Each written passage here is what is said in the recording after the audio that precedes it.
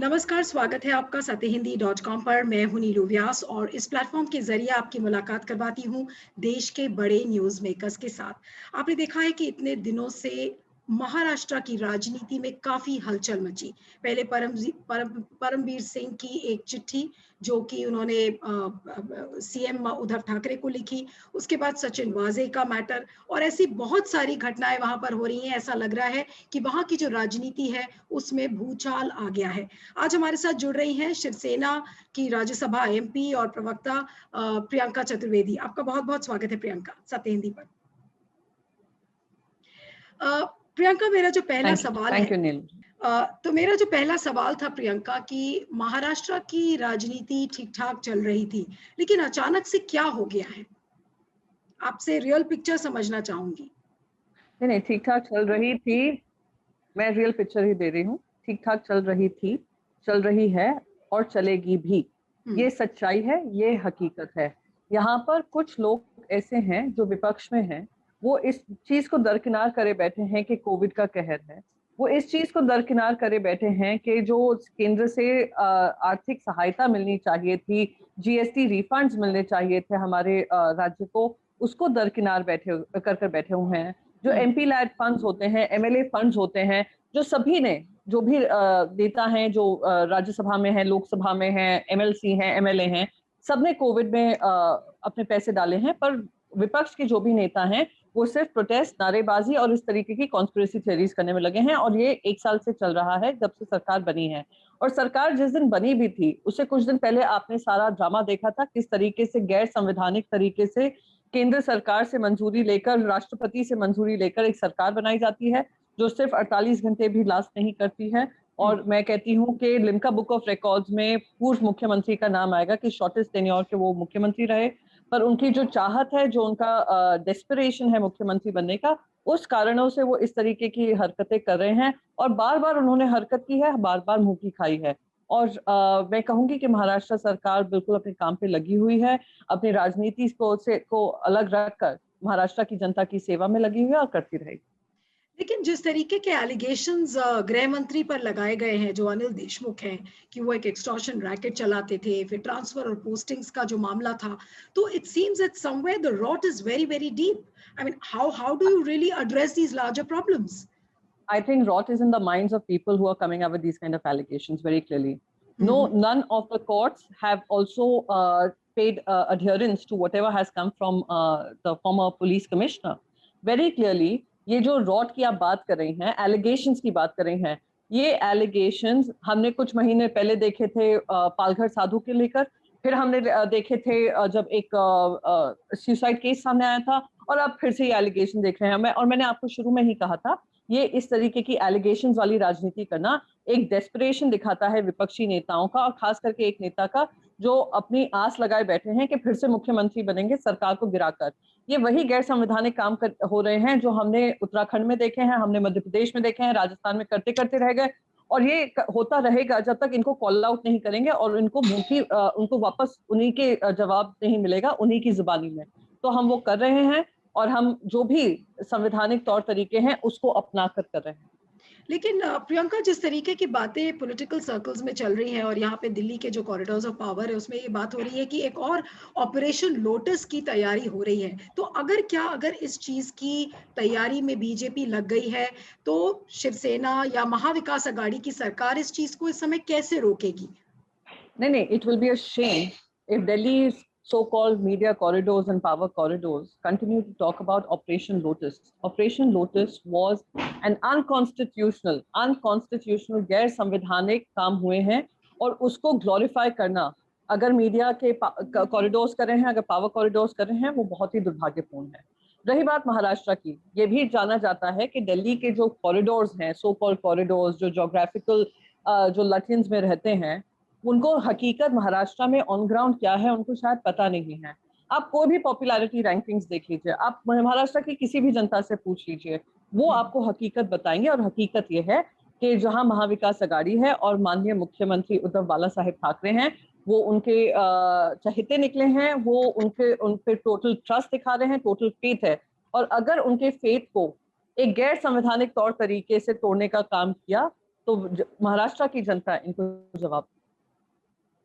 प्रियंका, जिस तरीके की बातें जो कॉरिडोर्स ऑफ पावर है उसमें होती है, और अक्सर ये आम बात लोग कहते हैं कि मोदी सरकार को अगर किसी ने मुंह तोड़ जवाब दिया है अभी तक, तो वो है उद्धव ठाकरे की सरकार। बिल्कुल टिट फॉर टैट, और जिस तरीके के बयान संजय राउत के भी आए कि वो समझ जाएंगे कि ठाकरे क्या चीज है, उन्होंने भी हाल में इस सब तरीके के बयान दिए थे। तो क्या वजह है कि क्या आप ये सारी चीजों का कनेक्ट आप कुछ चुने हुए केसेस से देखती हैं, चाहे वो सुशांत सिंह राजपूत का मामला हो, या फिर अर्नब गोस्वामी का मामला हो, या फिर सचिन वाजे का मामला हो? Are all these cases somewhere connected, जहां पर केंद्र सरकार कुछ ऑफिसर्स, कुछ मीडिया पर्सनालिटीज को इस्तेमाल करके और फिर क्या वो टॉपल करने की कोशिश कर रही है महाविकास अघाड़ी सरकार को? कैसे देखती है अगर इस पूरे घटनाक्रम को अगर एक लार्जर पिक्चर में देखें तो? देखिए, ये टॉपल करने का सिलसिला स्वेरिंग इन सेरेमनी से पहले शुरू हुआ था। ये टॉपल करने का सिलसिला इनका जारी रहेगा। आप भारतीय जनता पार्टी जनता की सेवा के बजाय राजभवन में बैठी रहती है। भारतीय जनता पार्टी जनता की सेवा करने की बजाय धरने करती रहती है। भारतीय जनता पार्टी एक सरकार को सपोर्ट देने के जो मानते हैं, प्रधानमंत्री जी खुद कहते हैं कि अभी इस समय पे राजनीति से परे रहना है क्योंकि एक बहुत बड़ी आपदा आई हुई है, फिर भी इस पे राजनीति करते रहते हैं। तो कहीं ना कहीं जनता के सामने ये जवाब जाता है कि अगर ये इस तरीके की हरकतें करते रहेंगे, जनता भी उजागर है, जनता भी सक्षम है, जनता भी देख रही है किस तरीके का काम हो रहा है। और ये सिर्फ महाराष्ट्र में ही नहीं, महाराष्ट्र ने तो मुंहतोड़ जवाब दिया है और आने वाले समय में भी देगी। और मैं मानती हूँ कि अगर चुनाव भी कभी हुआ, जैसे ही 5 साल का टेन्योर खत्म हुआ, हम फिर से 5 साल जीतेंगे और उनका कॉन्फिडेंस जीतकर हम लेकर जीतेंगे। पर इस तरीके के काम करना ये पहली बार नहीं है। बीजेपी ने ये पेटेंट बना लिया है। जहां जहां उनकी सरकारें नहीं हैं, वहां वहां इस तरीके का आपदा में अवसर ढूंढने का काम किया है। आप वेस्ट बंगाल में देख लीजिए किस तरीके से गवर्नर का इस्तेमाल किया इलेक्शन से पहले। आप सभी जगह कितने सारे एग्जाम्पल्स हैं। गोवा एक उदाहरण है, अरुणाचल प्रदेश एक और उदाहरण है, उत्तराखंड मैंने आपको ऑलरेडी बताया कि इस तरीके के उदाहरण हो चुके हैं। तो जनता भी अब सतर्क है और जनता जानती है कि उनका जो पैसा है, अगर अर्थव्यवस्था में सुधारने में लगा होता तो शायद उनको फायदा होता, पर अर्थव्यवस्था में ना लगाकर अब भारतीय जनता पार्टी ऐसे हरकतों में लगी हुई है जो संविधान की धज्जियां उड़ा। लेकिन हाल में जो मीटिंग शरद पवार की हुई थी गृह मंत्री अमित शाह के साथ, उसको लेकर बहुत सारे लोग अटकलें लगा रहे हैं कि क्या वजह थी, कि वो क्यों मिले। अभी तक कोई क्लैरिटी नहीं मिल पाई कि वो क्यों मिलकर आए और अचानक से एक ऐसी मीटिंग क्यों हुई, जिसको लेकर पहले ही कहा गया कि मीटिंग हुई थी, फिर ये कहा गया कि नहीं, ऐसी कोई सीक्रेट मीटिंग नहीं थी। तो इसके क्या मायने समझे उस मीटिंग के हम? मुझे तो पता नहीं आप कौन सी मीटिंग की बात करें ऑनेस्टली। ये सारी मीडिया की अटकलें हैं, मीडिया ने लगाई। आपने बड़ी कॉन्फिडेंस से शुरू किया, एक मीटिंग हुई थी, फिर आप कह रही हैं कि कभी कहा नहीं हुई, हुई है, मिलना नहीं प्रॉब्लम नहीं, नहीं ये है। ये एम्बिग्यूटी, ये I really ambiguity don't know. Maharashtra listen के साथ लिसन है। नहीं नहीं, एम्बिगिटी क्या है? एम्बिगिटी इसमें क्या है? क्या विपक्षी दल के नेता, इन केस कोई मीटिंग हुई भी है which you are talking about, तो क्या विपक्ष के नेता, मैं अगर सेंट्रल हॉल में हूँ, मैं बहुत सारे विपक्षी नेताओं से मिलती हूँ, मैंने प्रधानमंत्री से मुलाकात की है। तो इस तरीके की अटकलें लगाना, मैं मानती हूँ मीडिया का इस्तेमाल हो रहा है। एंड आई थिंक अगर मीडिया इस बात के लिए सतर्क नहीं होगी कि आप लोग वो स्प्रेड कर रहे हैं जिसमें हो सकता है तथ्य और सत्य ना हो, पर एक परसेप्शन आप बिल्ड कर रहे हैं, एक आप माहौल बनाने का काम कर रहे हैं जो जिसकी सहायता भारतीय जनता पार्टी को ही होगी। तो हर चीज को, हर इंफॉर्मेशन को क्वेश्चन करने की जिम्मेदारी भी आप लोगों की होती है। मैं उम्मीद करूंगी कि सत्य तक पहुंचने का काम हो। आपके चैनल पर बात कर रही हूँ जो कि सत्य हिंदी चैनल है, तो सत्य को उजागर करने का जो जिम्मेदारी मिली है वो आप लोग भली भांति निभाएंगे। नहीं, आपसे का मतलब ये नहीं है कि यू पर से, आई मेंट टू से media which is responsible to ensure people get to hear the truth.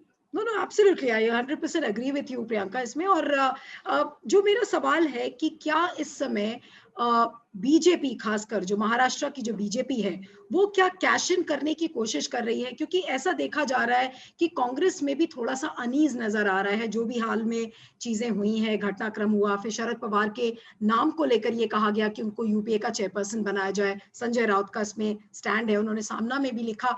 तो एक तरीके की अनीज दिख रही है, जितने भी एलाइज हैं, शिवसेना, कांग्रेस एंड एनसीपी, किस तरीके की तनातनी है ये? देखिए, सबसे पहले कोई तनातनी नहीं है। 3 पक्ष आए हैं साथ में, तो ऑब्वियसली आप ये नहीं कह सकते हैं कि भारतीय जनता पार्टी की तरह, अगर नरेंद्र मोदी जी जो कहते हैं सारे फिर तोते की तरह बोलते हैं, उस तरीके का तो माहौल आपको मिलेगा नहीं।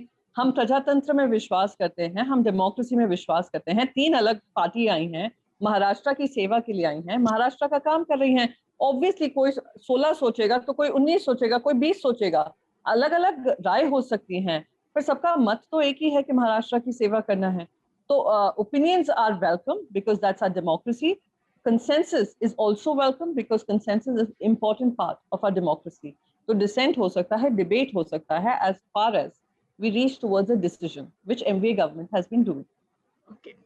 प्रियंका, सचिन वाजे को लेकर मेरे कुछ सवाल थे कि बार बार ये कहा जा रहा है कि सचिन वाजे शिवसेना का आदमी था और उसको लेकर तमाम तरीके की बातें सामने आ रही हैं।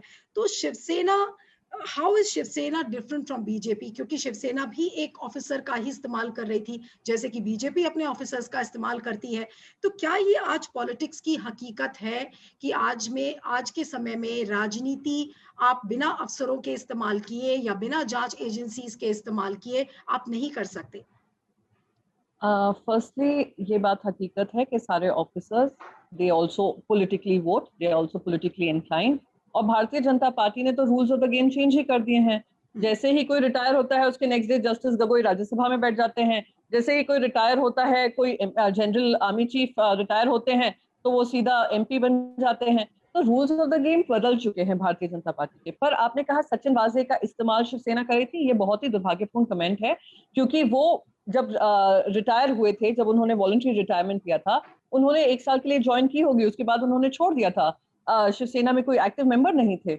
और ये कहना कि हम इस्तेमाल कर रहे हैं, I think it's a very unfortunate comment. There could be many political officers who join, I mean police officers, bureaucrats, and I can give you hundreds of examples in the BJP who do that. But ये use करना और misuse करना, मैं मानती हूँ बहुत ही गलत statements हैं सचिन वाजे को लेकर, शिवसेना को लेकर, क्योंकि कहीं भी पॉलिटिकल एफिलिएशन को लेकर उन पे किसी तरीके का दबाव नहीं था, ना ही पॉलिटिकल पार्टी में रहने का दबाव था, या पॉलिटिकल पार्टी में रहते उनके लिए काम करने का दबाव था। So that is an absolutely incorrect statement again being said by the Bharatiya Janata Party, which is again going to be proved wrong once the investigation is complete. And I think जहां तक हमारा ATS है, ATS ने पूरा investigation किया है और जो भी इसमें गलत पाया जाएगा उसको सजा मिलेगी, irrespective of who they align with, who they did not align with, who they were working for, who they were not working for. और दूध का दूध पानी का पानी इन्वेस्टिगेशन होते ही सामने आ जाए। लेकिन जो एंटीलिया केस में जिस तरीके से जेलेटिन स्टिक्स को एक स्कॉर्पियो गाड़ी के अंदर रखा गया, वो भी मुकेश अंबानी के घर के ठीक सामने, ये जो सारी घटनाएं थी, ये क्या आपको लग रहा है कि कोई कॉन्स्पिरेसी थी लॉ एंड ऑर्डर की सिचुएशन को क्रिएट करने के लिए, या महाराष्ट्र विकास अघाड़ी की सरकार को एक बैड लाइट में पोर्ट्रे करने के लिए कि देखिए लॉ एंड ऑर्डर इतना खराब है कि इतना बड़ा इंडस्ट्रियलिस्ट भी सेफ नहीं है? इस घटनाक्रम को, specifically talking about the Antilia bomb square case, how would you really see this? No, I would see this under the light of investigation agencies knowing their job and working as per their job. Me being someone from affiliated to a political party which is right now in power in the state government, it would be incorrect for me to make any conclusions or to come up with any conspiracy theories. Neither do I claim to be James Bond, neither am I CID, neither am I CBI, neither am I ATS, neither am I NIA.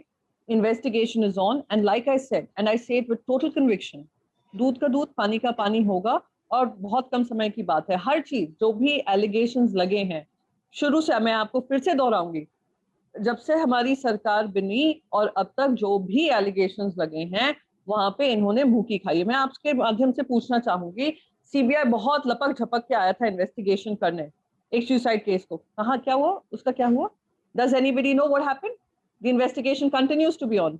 मैं आपसे पूछती हूँ TRP scam के बारे में, TRP scam पे भी लपकते झपकते हमारी ईडी को भेज दिया गया, एनसीबी को भेज दिया गया। What is the outcome?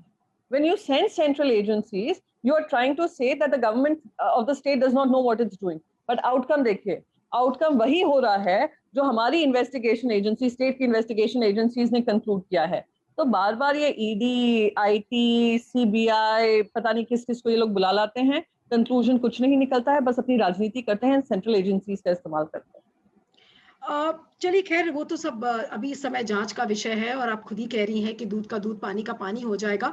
लेकिन महाराष्ट्र की राजनीति से हटकर अब एक नेशनल पिक्चर की बात करते हैं। कल ममता बनर्जी ने एक चिट्ठी लिखी है सारी विपक्षी पार्टीज को, ये कहते हुए कि अब समय आ गया है कि अब हमें अपने कॉन्स्टिट्यूशन को और जो कॉन्स्टिट्यूशनल फ्रीडम है उसको बचाना होगा, क्योंकि बीजेपी इस बात के लिए कमिटेड लग रही है कि जितनी भी विपक्षी पार्टीज हैं और खासकर जो नॉन बीजेपी पार्टीज हैं उनको बिल्कुल ही खत्म कर दिया जाए।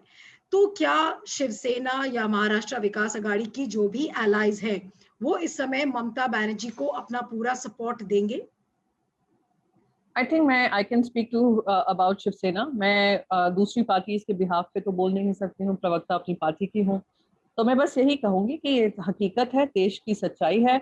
और सब जगह, हर राज्यों में, मैंने आपको काफी राज्य दिखा दिए। कर्नाटका देख लीजिए, आप तमिलनाडु में देख लीजिए क्या हो रहा है, पुडुचेरी में क्या हुआ, आप महाराष्ट्र में किस तरीके की काम हुए हैं, वेस्ट बंगाल में देख लीजिए, उड़ीसा में क्या करते हैं, जम्मू कश्मीर को क्या बनाकर रख दिया है, पंजाब में क्या हो रहा है, हरियाणा में क्या हो रहा है। हर जगह जहां जहां भारतीय जनता पार्टी की सरकारें नहीं हैं, वो गैर संवैधानिक तौर तरीके अपनाती हैं, हथकंडे अपनाती हैं, सेंट्रल एजेंसीज का इस्तेमाल करती हैं, धन बल का इस्तेमाल करती हैं, सत्ता बल का इस्तेमाल करती हैं क्योंकि सत्ता में है। तो इस तरीके के काम करते हैं। तो इट इज टाइम कि all the non BJP parties come together, क्योंकि अगर हम लोग साथ में मिलकर ये लड़ाई नहीं लड़ेंगे, संविधान की लड़ाई नहीं लड़ेंगे, तो हम देखेंगे कि एक ऐसा माहौल बन जाएगा जैसे एनसीटी में कर दिया है, एनसीटी अमेंडमेंट बिल के जरिए कर दिया है, जहां आपने कह दिया है कि सबसे ऊपर लेफ्टिनेंट गवर्नर है, इलेक्टेड गवर्नमेंट को आपने टूटलेस कर दिया। तो इलेक्शंस के फिर काम ही क्या रह जाएगा अगर आप गवर्नर को सबसे इंपॉर्टेंट बना देंगे। और गवर्नर क्या है? पॉलिटिकल अपॉइंटीज हैं। लेफ्टिनेंट गवर्नर दिल्ली के क्या है? पॉलिटिकल अपॉइंटी हैं। तो यानी केंद्र सरकार अगर सारा कंट्रोल करना चाहेगी और हम किसी तरीके का यूनाइट होकर हम लड़ाई नहीं लड़ेंगे, तो मैं मानती हूं कि हम अपनी जिम्मेदारी से भागेंगे। जो देश की जनता हमसे उम्मीद लगाए बैठी है कि संविधान की लड़ाई लड़ेंगे, अगर हम नहीं लड़ेंगे और एकजुट होकर नहीं लड़ेंगे, तो इस तरीके का सत्ता बल और धन बल सभी को खत्म करने का काम करेगा। लेकिन इसके पहले जब भी विपक्षी पार्टीज ने इस तरीके का प्रयोग किया कि वो एक साथ आए, एकजुट हों और एक तरीके का कोई एक थर्ड फ्रंट बनाने की कोशिश करें, तो अक्सर जो बहुत सारी पॉलिटिकल पार्टीज होती हैं तो रीजनल लीडर्स होते हैं, उनकी अपनी ईगोज होती हैं एंड कंसेंसस बड़ा मुश्किल हो जाता है।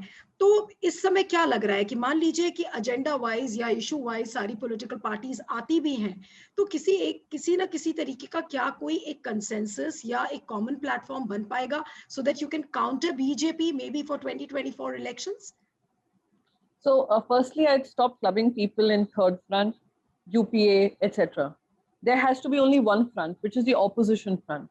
Any political party which believes कि जो ये अनकॉन्स्टिट्यूशनल बिहेवियर हो रहा है, एरोगेंस है, इस तरीके का बिहेवियर है कि हम कुछ भी कर सकते हैं क्योंकि हमें सत्ता मिली हुई है, हम कुछ भी कर सकते हैं क्योंकि हमारे पास मेजॉरिटी है, उनको साथ खड़े होना जरूरी होगा। महाराष्ट्र ने एक बहुत इंपॉर्टेंट मॉडल दिखाया है कि आपके आइडियोलॉजिकल डिफरेंसेस हो सकते हैं, आइडियोलॉजी आपकी अलग अलग हो सकती हैं, पर आपका इंटेंशन एक है कि देश को आगे बढ़ाना है, देश के संविधान की सुरक्षा करनी है, देश के प्रजातंत्र की सुरक्षा करनी है। And that should be the common consensus meeting ground for all opposition political parties. And that is the only way, once everybody as an opposition front, we come together, we will be able to give the Bharatiya Janata Party a fight. And I think this is how democracy should be, that you come up with a clear idea of what we are opposing. And we are opposing all the unconstitutional behavior, the arrogance that is seeped in, this majoritarianism that exists, this authoritarianism that exists, and nobody within the Bharatiya Janata Party having the confidence enough to call out that what is happening is wrong. So we need to have an opposition which calls out all this. लेकिन प्रियंका मुश्किल है क्योंकि जिस तरीके से BJP counter कर रही है ऑपोजिशन पार्टीज को, आपने खुद ही कहा कि ईडी, आईडी, आईटी, एनआईए, सब तरीके की जो जांच की एजेंसीज हैं, सीबीआई, वो सब सारी जो ऑपोजिशन पार्टीज हैं उनके पीछे लगा दी गई हैं। इंस्टीट्यूशंस हैं उनको भी ऐसा लग रहा है कि खत्म कर दिया है। देखिए किस तरीके के एलिगेशंस वेस्ट बंगाल में लग रहे हैं कि चुनाव आयोग निष्पक्ष नहीं है। तो कहीं ना कहीं जुडिशरी पर भी बहुत सारे लोग सवाल खड़े कर रहे हैं। तो जब इंस्टीट्यूशंस नहीं रहेंगे, केंद्रीय जांच एजेंसीज को विपक्षी पार्टीज के लिए इस्तेमाल किया जाएगा, तो विपक्ष आज जिंदा कैसे रहेगा? सड़क पर प्रोटेस्ट हो नहीं सकते। देखिए इस तरीके की जो कोरोना महामारी चल रही है, प्रोटेस्ट खत्म, इंस्टीट्यूशंस खत्म, जांच एजेंसीज को लगा दिया गया है।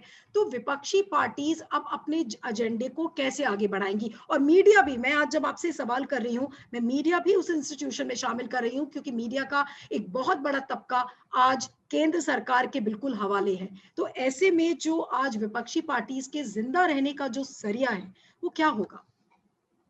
मैं तो बहुत क्लियरली सभी से कहना चाहूंगी, जब आग लगेगी सब चपेटे में आएंगे, सबके घर आएंगे। आज आपको लगता है आप बहुत दूर खड़े हैं या आप जो आग लगा रहा है उसके साथ खड़े हैं, तो आपके घर को आग नहीं लगेगी, आपके घर को भी आग लगेगी किसी ना किसी तरीके से। पहले आप पहले आप रिलीजन के आधार पर डिवाइड करते हैं, फिर आप जाति के आधार पर डिवाइड करते हैं। तो ये डिविसिव मेंटालिटी जो है वो हर क्षेत्र में आएगी। फिर आप इकोनॉमिक डिस्पैरिटी पे भेदभाव करने लगेंगे। भेदभाव कभी खत्म नहीं होंगे। तो जो लोग सत्ता के साथ आज खड़े हैं उनको समझना चाहिए, कल उन पे भी आंच आएगी। और मैं तो बस यही कहूंगी कि जब हम कहते हैं मीडिया की बात करें, हम विपक्ष की बात करें, तो it has to be, like I said, a unified consensus कि हमें ये लड़ाई लड़नी है। ठीक है, सेंट्रल एजेंसीज उनके साथ हैं, ठीक है, शायद कुछ पक्ष मीडिया का उनके साथ है। मैं ये भी जानती हूँ कि मीडिया पे दबाव बनाया जाता है। ग्रुप ऑफ मिनिस्टर्स बने थे, उनकी बाकायदा रिपोर्ट आई थी कि किस तरीके से उनको कलर कोडिंग करनी चाहिए कि जो उनके एग्जैक्टली। साथ हैं वो पता नहीं सैफरन कलर में है, व्हाइट कलर में है, कौन से कलर में है, पर जो भी कलर्स हैं, what I am trying to say is कि आपका इस्तेमाल किया जा रहा है, आप पे प्रेशर बनाया जा रहा है। वैसे ही प्रेशर आप कॉर्पोरेट पे लगा देते हैं। जैसे ही कोई कुछ बोलता है, अपनी ओपिनियन रखता है, तो उसको डिस्क्रेडिट कर देते हैं, आप तो कैंपेन चला देते हैं कि बॉयकॉट देयर प्रोडक्ट्स। अगर कोई ऑपोजिशन बोलता है, आप ईडीआईटी लगा देते हैं। पर हर काली रात की सुबह भी होती है। तो मैं मानती हूँ उस काली रात को खत्म करने के लिए अगर नया सवेरा चाहिए, तो उसके लिए सभी को एकजुट होकर मेहनत करने की जरूरत है। और हर हर लड़ाई जीती जा सकती है। मेहनत कितनी आप करेंगे उसी से आपको फल मिलेंगे। आपको लगता है कि जो पश्चिम बंगाल का चुनाव है, वो अभी जो मौजूदा राजनीति है उसमें हो सकता है एक टर्निंग पॉइंट आ जाए उससे? होगा। I think it is very important कि जो रीजनल पार्टीज हैं उनका से बढ़े। जो रीजनल पार्टीज हैं जो अपनी जनता की आवाज सुनती हैं, जनता की आवाज बनकर जनता के भरोसे पे आगे बढ़ी हैं, और वो जनता उस राज्य की आवाज को आगे प्रमुखता से रखती हैं, उनको अगर जनता साथ देगी तो वो लोग आगे शायद ऐसी बड़ी चुनौतियों से भी लड़ पाएंगे। उनको कॉन्फिडेंस बढ़ेगा कि अगर हमारा महाराष्ट्र की जनता हमें चाहती है, वेस्ट बंगाल की जनता हमें चाहती है, राजस्थान की जनता चाहती है, पंजाब की जनता चाहती है, तो ऐसा क्यों नहीं है कि ये सारी जनता मिलकर ये जो सेंटर में केंद्र बिंदु बना हुआ है भारतीय जनता पार्टी का राज, उसको कहीं ना कहीं अकाउंटेबल बनाए। और अकाउंटेबिलिटी बढ़ेगी जब एक यूनिटी आती है, यूनिफॉर्मिटी आती है, एजेंडा पे कंसेंसस होता है। लेकिन जो यूनिफाइड प्लेटफॉर्म आप जिसकी बात कर रही हैं कि ये इम्पोर्टेंट नहीं है कि पार्टी ए है या बी है, इस समय यूनिफाई होकर और आगे बढ़ने का वक्त है। लेकिन आपको हमेशा आगे बढ़ने के लिए कोई ना कोई एक लीडर होना जरूरी होता है किसी भी प्लेटफॉर्म को आगे बढ़ाने के लिए। तो आपको लग रहा है कि is it going to be Uddhav Thackeray, is it going to be Mamata Banerjee? क्या लोग समझे इस समय, या Sharad Pawar? I would want to see my chief minister as the prime minister because he's doing a brilliant job of it. But I'd like to say is again, इन सब चीजों पे consensus बनता है, एक unity बनती है, और leadership से ज़्यादा I think at this point in time most important is कि एक agenda बने, एक consensus on the agenda बने और उसको ही आगे लेकर बढ़ा जाए। और leadership will always emerge. You must understand nature abhors a vacuum. जहां जहां वैक्यूम बनता है वहां कोई ना कोई राजनेता निकल कर आता है। Who would have in 1980s imagined कि a Congress which was so strong during Indira Gandhi ji's era would become the way it is right now. So it is a circle. Democracy also, प्रजातंत्र के भी उसूल होते हैं, कायदे होते हैं, एक सर्कल है। तो इस समय पे जो पॉपुलर है वो अनपॉपुलर हो जाएंगे, जो अपने आप को अभी इनविंसिबल समझते हैं जनता उनको भी जगह दिखाएगी। So the point is कि consensus on agenda होना चाहिए which connects with the people of India. आज महंगाई की मार हो, जॉबलेसनेस हो, महिलाओं पे अत्याचार हो, अर्थव्यवस्था हो, हर हर एजेंडा पे इनको घेरा जा सकता है, गैर संवैधानिक तौर तरीके हो, हर एजेंडा पे घेरा जा सकता है।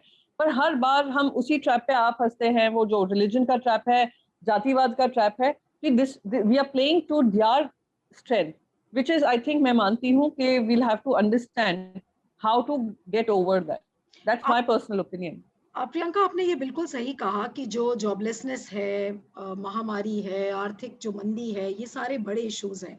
लेकिन जब भी कोई चुनाव आता है, आप पिछले चुनाव देख लीजिए या फिर मौजूदा जहाँ पे राज्यों में जहाँ पर चुनाव हो रहा है, वहाँ पर इन इश्यूज की बात की नहीं जाती है। Those issues have completely eradicated from the electoral scene. और वहाँ पर डिस्कस क्या हो रहा है कि हिंदू कार्ड कैसे खेला जाएगा, उसमें मैं टीएमसी को भी शामिल करूंगी। और आज क्या मजबूरी हो गई कि तृणमूल कांग्रेस की जो नेता है ममता बनर्जी, आज उनकी ऐसी क्या मजबूरी आपको लगती है कि उनको भी आज चंडी पाठ पढ़ना पड़ा, उनको अपना शांडिल्य गोत्र बताना पड़ा? तो क्या आज धर्म राजनीति का एक इतना अहम हिस्सा बन गया है? क्योंकि जो सेक्युलर पार्टीज होती थी, Trinamool was a secular party, it was seen as a secular party, as a party which belong to a secular front. आज उसके लिए भी क्या ऐसी मजबूरी हो गई कि उसको अपना हिंदू धर्म बताने की मजबूरी हो गई? नहीं, देखिए, मजबूरी से कोई काम नहीं होता है। I am proud to say I am belong to a party जो कि एक हिंदू पार्टी है, but it's secular in its belief, because that's what Hindu dharma is all about. But I don't need to carry a badge of certificate कि देखिए मैं Hindu party हूँ। हम सब जानते हैं, जैसे शिवसेना का नाम आता है, सब जानते हैं हिंदू पार्टी है। We don't need to prove a credentials to a political party जिन्होंने हिंदुओं पे सिर्फ वोट बटोरे हैं। Now my point is just very simple. आप बिहार का चुनाव ले लीजिए। बिहार के चुनाव में एक यंग लीडर तेजस्वी यादव जी लड़ाई लड़ रहे थे। वो अपने एजेंडा से बिल्कुल हटे ही नहीं। वो वही जॉबलेसनेस, वही जॉब अपॉर्चुनिटीज, वही इकोनॉमी को लेकर, महिलाओं को लेकर उन्होंने वो, and he gave a very good fight. But where did it stop? It stop वहीं आकर, रिलीजन पे आकर। You had an political party जिस जो हैदराबाद से है, वहां पे आती हैं, कुछ सीट जीत जाती हैं, अलायंस की हार हो जाती है। तो अगेन मैं कहूंगी, you have to play to the strength. People connect, लोग कनेक्ट करते हैं जब आप उनकी मुद्दों को आगे रखते हैं। आज मैं मानती हूँ कि उनके प्लेट में तो खाना नहीं होगा, उनके प्लेट में समय पे समय अनुसार खाना नहीं मिल रहा होगा, या पोषण सही तरीके से नहीं मिल रहा होगा, बेरोजगारी होगी, बच्चों की पढ़ाई नहीं हो रही होगी, उनको भी दर्द होता है। और पर जब वो देखते हैं कि एजेंडा टोटली डिफरेंट है, वो और चिढ़ते हैं इन चीजों से। तो एजेंडा बैक ऑन ट्रैक लाना होगा, एजेंडा वो होना होगा, वो जनता की आवाज बनकर, and that I think should be the priority. Agenda आपने कहा कि ट्रैक पर लाना होगा, लेकिन अगर आप इलेक्टोरल सक्सेसेस देखें तो जो ग्राउंड पे एक परसेप्शन बीजेपी बना लेती है अपने बारे में कि देखिए मोदी जी हैं तो सब कुछ मुमकिन है, मोदी जी हैं तभी आपकी रक्षा हो सकती है, आपकी सुरक्षा हो सकती है, और मोदी जी तो आएंगे ही आएंगे चाहे कुछ भी हो जाए। जो इस तरीके का एक परसेप्शन बनाया है, मीडिया ने बनाया हो या एक जनरल माहौल जो जैसा क्रिएट किया गया है सोशल मीडिया पर भी है, उससे आपको क्या लग रहा है कि क्या ये जो चुनौती है विपक्षी पार्टीज के लिए, ये क्या मैनिफोल्ड नहीं हो जाती, डबल ट्रिपल नहीं हो जाती? ऐसे में कैसे नहीं नहीं, मुकाबला करें? ऑब्वियसली, नहीं नहीं, obviously it goes without saying कि प्रधानमंत्री जी की छवि पॉपुलर है, प्रधानमंत्री पॉपुलर लीडर हैं, और प्रधानमंत्री के नाम से ही भारतीय जनता पार्टी के सारे एमपीज जीत रहे हैं, एमएलए जीत रहे हैं, जो भी हैं वो प्रधानमंत्री मोदी जी के नाम से जीत रहे हैं। और भारतीय जनता पार्टी की जो पूरी इलेक्शन मशीनरी है, आप देखिए हैदराबाद म्युनिसिपल कॉर्पोरेशन के इलेक्शंस हुए, उनके दूसरे राज्यों के मुख्यमंत्री तक आकर वहां पर कैंपेन करते हैं। So you have to understand कि ये एक फॉर्मिडेबल एक पॉलिटिकल पार्टी बन गई है, जो takes every single election, local election also very seriously. So how do you match that? You match that by giving an exactly similar sense of commitment, sense of agenda, and sense of belief. We are going to talk about the people, irrespective of media coverage, irrespective of whatever is coming from them, ED, IT, etc. वो तो होगा ही। हमने महाराष्ट्र में कर दिखाया है, मुख्यमंत्री ने कर दिखाया है कि आप भेजिए, ईडी भेजिए, सीबीआई भेजिए, आईटी भेजिए, जिसको भेजना भेजिए। पर हमारा जो एजेंडा है महाराष्ट्र की जनता की सेवा करना, हम करते रहेंगे। You can not distract me from that. He has, our chief minister has not got into any kind of political bantering.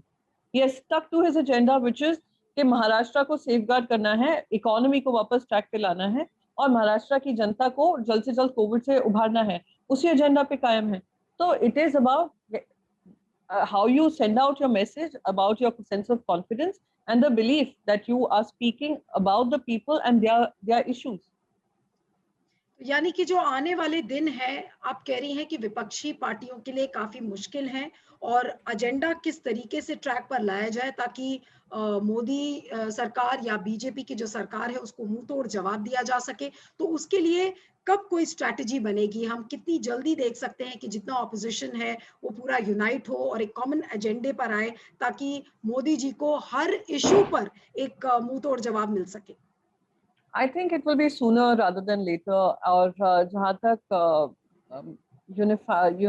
United होना चाहिए, I think ममता जी ने ये पहल की है. I'm assuming all political parties would understand what the need of the hour is. पर जहाँ तक मेरा मानना है, opposition parties can very well do this. It is just a matter of time and place. And yes, I can continue to say it is hard work and it is understanding what you're contesting against. And you're contesting against someone who's extremely popular. प्रधानमंत्री जी अभी भी बहुत popular है जनता की mind में. तो आप उनके साथ कंटेस्ट कर रहे हैं, तो आपको क्या अपना नैरेटिव बनाना होगा, क्या it's a battle of perception now. आपका क्या परसेप्शन होगा, आपका क्या नैरेटिव होगा, वो जनता को भी जानना जरूरी है, स्पेशली द यंग. मैं बार बार कहती हूँ कि हम महिलाओं को और युवाओं को कहीं ना कहीं नैरेटिव में भूल जाते हैं. हम बात करते हैं हाँ कि we have to empower them. How do you empower them? What is your agenda? These are all the things that I think everyone would have to build a consensus on and take this up. लेकिन आपने जो battle of perception की बात की Priyanka, battle of perception आप कैसे जीतेंगी जब एक मीडिया का एक बहुत बड़ा तबका वो केंद्र सरकार के साथ ही चलता हुआ नजर आता है, तो जो आपकी मैसेज है वो कैसे जाएगी? सोशल मीडिया को भी देखिए किस तरीके से रेगुलेट करने की कोशिश की जा रही है और तो ऐसे में जो बैटल ऑफ परसेप्शन है वो कैसे जीता जाएगा? नहीं देखिए, जैसे मैंने कहा, एक फुल सर्कल होता है. अगर कुछ मीडिया हाउसेस अभी उस तरफ दिख रहे हैं, कभी वो दूसरी तरफ भी हुआ करते थे. जो दूसरी तरफ दिख रहे हैं वो कभी इस तरफ भी हुआ करते थे. तो it is while of course media पे प्रेशर अब ज्यादा है. खुद अडवाणी जी ने भी कहा था अनडिक्लेयर्ड इमरजेंसी जैसा माहौल बनाया हुआ है. तो वो न्यू एज में you can not have the 1980s का वो जो कॉन्सेप्ट था कि इमरजेंसी लागू की. आपने वहां पे जैसे आपने बैटल किया था, वो एक मैं मानती हूँ जब एक लड़ाई लड़ी है, एक संघर्ष हुआ है इमरजेंसी के खिलाफ. अब जो आपके सामने है एक undeclared emergency, you don't know how free you are till you don't test waters. कितना आप पुश कर सकते हो तब आपको पता चलता है आप फ्री हैं या नहीं है. तो ये भी एक नया मैं मानती हूँ कि एक तरीका अपनाने की जरूरत है, एक नया स्ट्रैटेजी होने की जरूरत है कि मीडिया हाउसेस जो are being kept out of the government agenda, वो how do they fight back? Even जो digital platforms है, I noticed, and that's why media needs to also unite in some way. You can have different point of view, but media needs to unite. जब digital platforms की बात आई, honorable INB minister ने meeting रखी, तो जो big media houses थे उनके digital platforms हैं उनको इनविटेशन दिया जाता है और वो डिजिटल प्लेटफॉर्म्स जाकर कह देते हैं कि ये जो भी नए नए डिजिटल प्लेटफॉर्म्स आ रहे हैं उनको आप समर्थन नहीं दीजिए. So what you're doing is you're keeping away newer media houses who have a differing point of view, who have a more honest point of view, who have a very journalistic point of view and are not opinion makers. They're journalists. You are discouraging them. The bigger houses are trying to eat up the small, newer houses, which is unfair to them and goes against, I would say it's unfair trade practice also. This has to be called out in a unified voice. So these are things which I feel there are some agencies which are being used for their means to reach an end. What many are not realizing is that you're just fodder for their ambitions. Absolutely. तो मेरा एक last सवाल है प्रियंका आपसे कि जो ये perception BJP बनाने की कोशिश कर रही है कि देखिए लॉ एंड ऑर्डर की स्थिति खराब है, प्रेसिडेंट रूल लाने की कोशिश की, एटलीस्ट ऐसी बातें यहाँ पर दिल्ली में हो रही हैं कि महाराष्ट्र में बहुत जल्दी प्रेसिडेंट रूल आ सकता है और सब कुछ सही नहीं है क्योंकि देखिए वहाँ के जो अफसर हैं वो कितने करप्ट हैं. इस तरीके का जो एक परसेप्शन बनाया जा रहा है, तो आपको लग रहा है कि आप ये इस चैलेंज को भी आराम से शिवसेना की जो सरकार है वो काउंटर कर ले जाएगी और जो 5 साल का उसका कार्यकाल है ये पूरा हो जाएगा?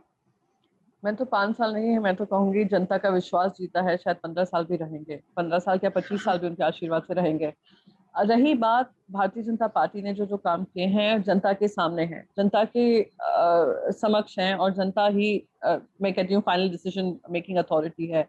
पर रही बात प्रेसिडेंट रूल लाना, वही दिल्ली चेंबर्स में वो विस्पर कैंपेन होते हैं, एक मैसेज व्हाट्सएप पे डाल दिया जाता है कि ये होने वाला है, ये होने वाला है, मीडिया उसको चलाती रहती है, परसेप्शन बनता रहता है, पर जो हकीकत है वो महाराष्ट्र वासी जानते हैं, महाराष्ट्र की जनता जानती है। और मैं आपको ये भी यकीन दिला दूं कि अगर इस तरीके का अगर कोई गैर संवैधानिक काम होता है, जहां पे हमारी सरकार को किसी तरीके से गैर संवैधानिक तरीके से प्रेसिडेंट रूल के माध्यम से, गवर्नर के माध्यम से करने का काम होता है, तो हम भी उसका जवाब देंगे। सुप्रीम कोर्ट में लड़ाई लड़ चुके हैं, जीत चुके हैं, सरकार बनाई है, सरकार चलाई है और सरकार चलाते रहेंगे। पर इस तरीके की अगर आपदा में अफसर ये ढूंढते रहेंगे तो मैं कहूंगी मुंह तोड़ जवाब भी पाएंगे। Thank you so much Priyanka, always a pleasure having you on the program. और आप सभी दर्शकों से गुजारिश है कि ये इंटरव्यू प्रियंका चतुर्वेदी के साथ आपको कैसा लगा, इस पर फीडबैक जरूर दीजिएगा। और अगर गूगल प्ले स्टोर से अगर आपने सत्य हिंदी के ऐप को डाउनलोड नहीं किया है तो जरूर कर लीजिएगा। Thank you so much and thank you once again Priyanka for coming here on satyahindi.com। Thank you so much. Thank you so much for having me. Thank you. Satya Hindi का ऐप डाउनलोड करें गूगल प्ले स्टोर पर।